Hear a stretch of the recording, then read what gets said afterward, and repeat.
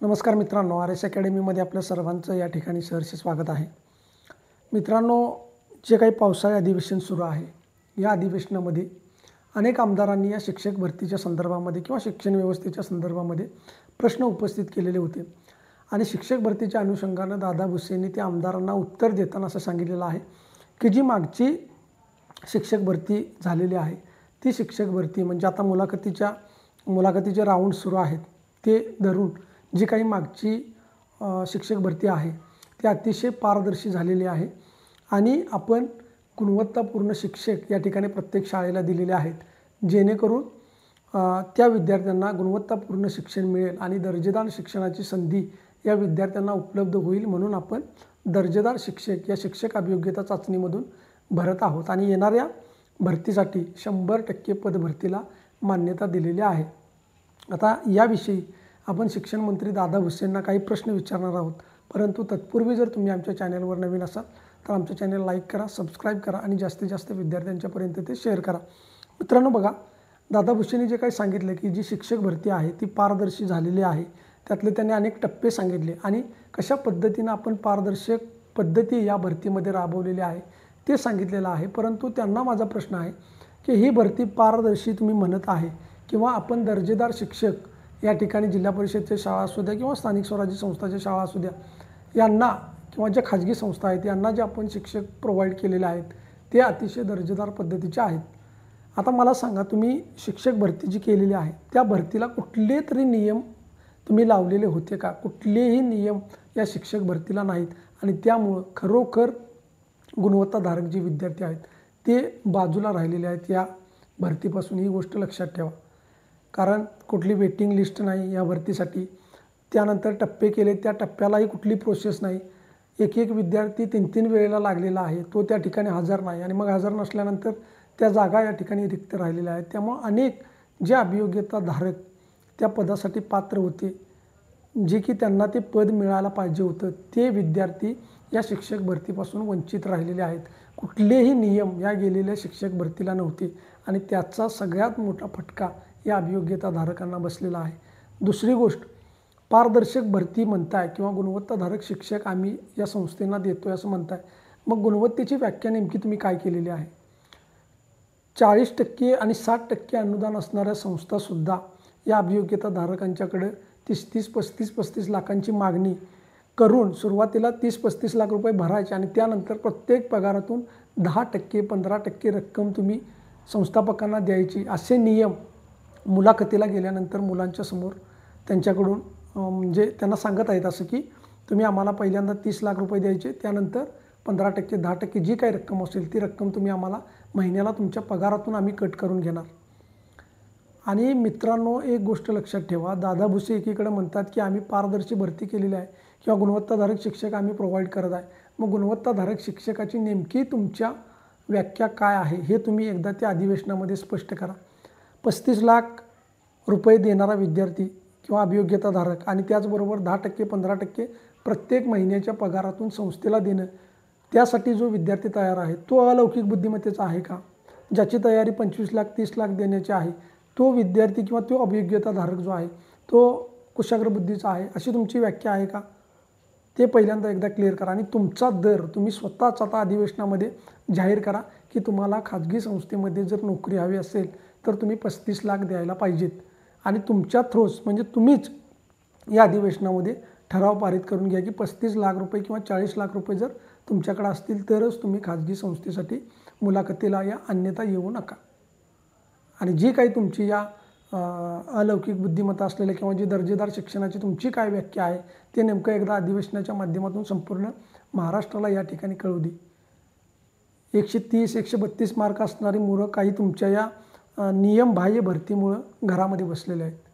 अक्षरशः मुलांचे रडून फोन येत आहेत की मुलाखत चांगल्या पद्धतीनं झाली, एवढी चांगली मार्क आहेत, सगळ्या पद्धतीनं सगळ्या गोष्टी व्यवस्थित आहेत, परंतु आमच्याकडे अशा पद्धतीची मागणी केलेली आहे.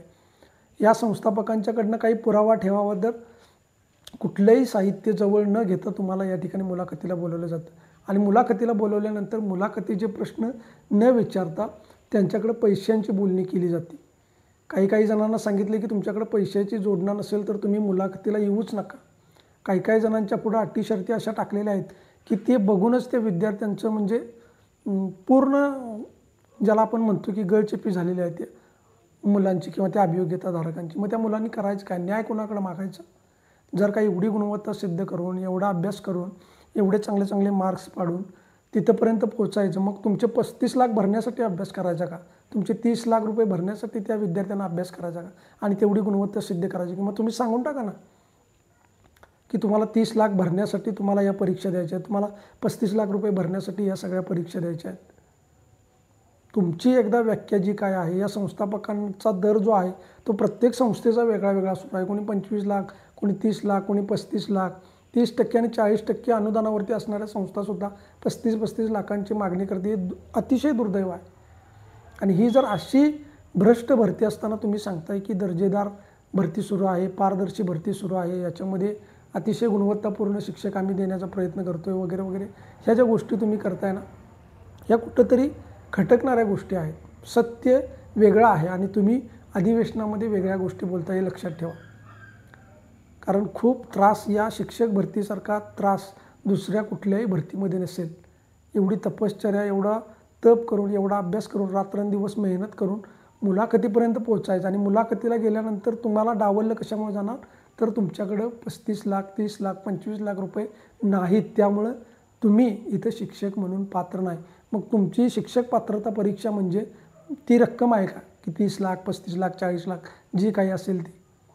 शिक्षक पात्रता परीक्षेमध्ये पास व्हायचं, अभियोग्यता चाचणीमध्ये पास व्हायचं, मुलाखतीला पास व्हायचं आणि मुलाखतीच्या नंतर तिथं येऊन पाठ वगैरे घ्यायचा, तुम्ही म्हणेल त्या पद्धतीने मुलाखत द्यायची आणि त्याच्यानंतर तुम्ही सरतेशेवटी पैशांचा व्यवहार करता. कुठलाही पुरावा मागं राहू नये म्हणून त्या विद्यार्थ्यांच्या जवळ कुठलीही वस्तू नाही, काही नाही, आतमध्ये घेता. तुम्ही ऑन कॅमेरा मुलाखत घ्या ना त्या मुलांची, कुणाला काय विचारलं, कुणाला काय नाही, हे सगळं कळू द्या. CCTV जिथून तो अभियोग्यताधारक मुलाखतीला आत जातो तिथून ते बाहेर पडेपर्यंत त्याच्या गोष्टी सगळ्या दाखवा ना, एकदा कळू द्यात लोकांना की तुम्ही काय करताय, काय चाललेलं आहे, या शिक्षण व्यवस्थेमध्ये कशा पद्धतीची भरती चालू आहे.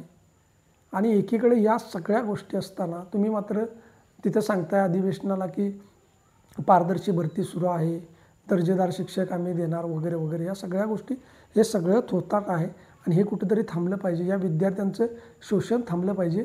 या संस्था किंवा ही शिक्षक भरती म्हणजे या खाजगी शिक्षक संस्थापकांना सोन्याचा अंडं देणारी कोंबडी ठरलेली आहे, लक्षात ठेवा. इतक्या मोठ्या पद्धतीचे व्यवहार या शिक्षक भरतीमध्ये होत आहेत की इथून पुढची जी पिढी आहे ती शिक्षक व्हावं की नको व्हावं याच्यावरती निश्चित विचार करेल. म्हणजे दुसऱ्या परीक्षांचं ठीक आहे, MPSC सारख्या परीक्षा देत असताना तुम्ही परीक्षा दिली, पासआउट झाला, सगळ्या गोष्टी झाल्या, तुमच्या हातामध्ये जॉईनिंग लेटर येतं. परंतु इथं जर का एवढ्या परीक्षा देऊन, एवढं सगळं स्वतःला सिद्ध करून केवळ आणि केवळ पैशासाठी तुम्हाला नाकारलं जाते, म्हणजे पूर्णतः विषमता या ठिकाणी निर्माण झालेली आहे.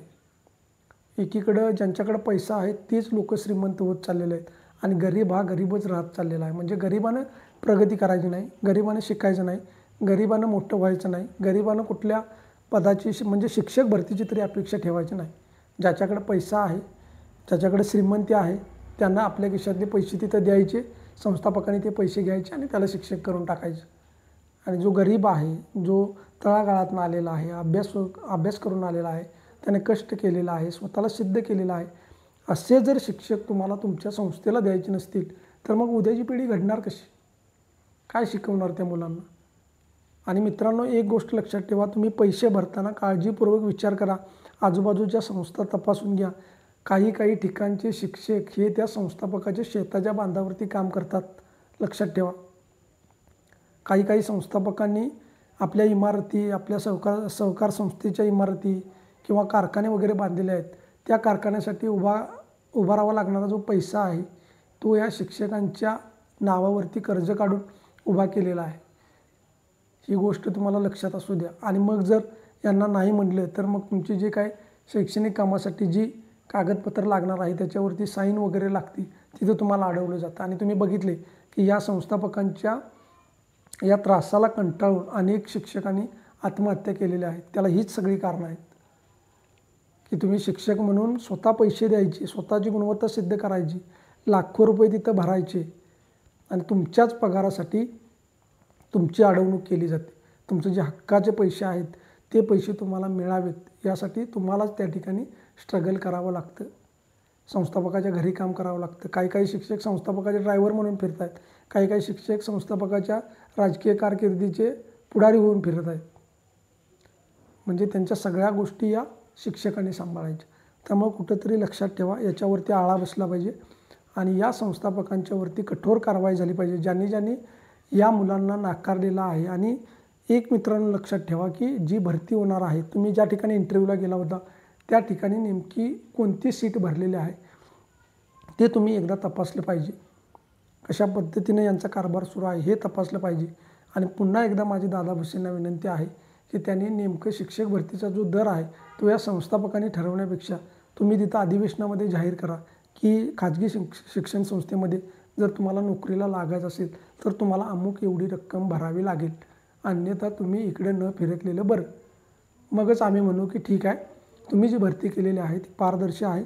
तुम्ही जे शिक्षक दिलेले आहेत, तुमचे सगळे सोयरे जे कोणी असतील, भाऊबंद असतील, तुमच्या आजूबाजूचे जे काही राजकीय पुढारी असतील त्यांची मुलं, तर आपण मागच्या वेळी बघितलं कुठलीही पात्रता परीक्षा नसताना एका आमदाराच्या मुलीनं शाळेचा पगार या ठिकाणी लाटलेला होता. त्यांच्यावरती कुठलीही कारवाई झाली नाही.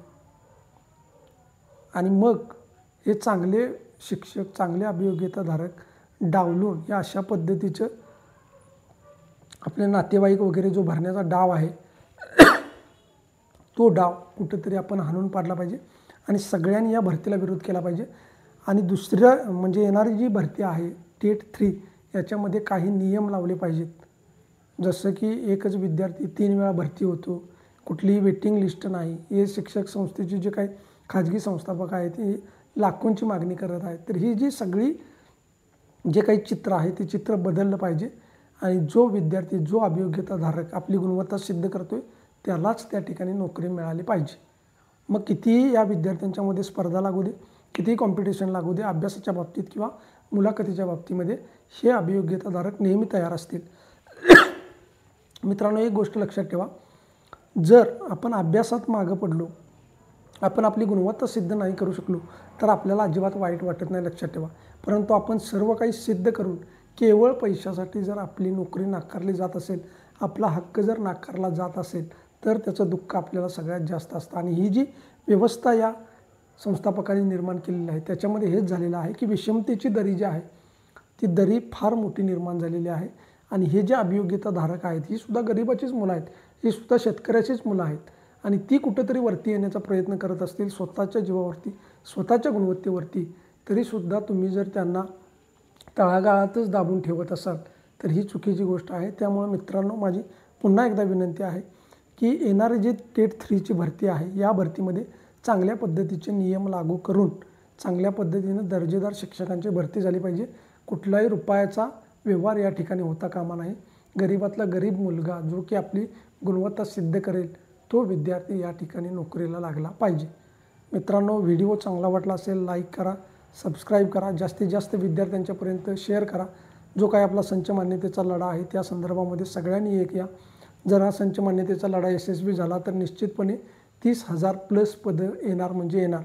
आणि दादा भुसेंनी सांगितलेलं आहे की 100% पदभरती, 2,000 किंवा 1,000 पदं भरली म्हणजे ती सुद्धा 100% पदभरती होते, लक्षात ठेवा. त्यामुळं आपल्याला जागा माहीत नाही. तिने निर्णय जाहीर केला असला 100% पदभरतीचा, तर 100% पदभरती म्हणजे नेमकी किती? एक जागा जरी भरली तरीसुद्धा एका शाळेमध्ये एक मुलगा होता, एक मुलगा पास झाला म्हणजे त्या शाळेचा निकाल 100% लागला असा त्याचा अर्थ होतो. तसं तुम्ही जर का 200 जागा काढल्या आणि 200पैकी 200 भरल्या तरीसुद्धा ती भरती 100% आहे. परंतु जास्तीत जास्त भरती व्हावी, जास्तीत जास्त शिक्षक पदे निर्माण व्हावीत यासाठी सर्वांनी एकत्र येऊन लढायचं आहे. त्यासाठी सर्वांनी एक युनिटी तयार करणं गरजेचं आहे. त्यासाठी हा व्हिडिओ जास्तीत जास्त विद्यार्थ्यांच्यापर्यंत शेअर करा आणि तुमचं मत खाली कमेंट बॉक्समध्ये नक्की कळवा. धन्यवाद.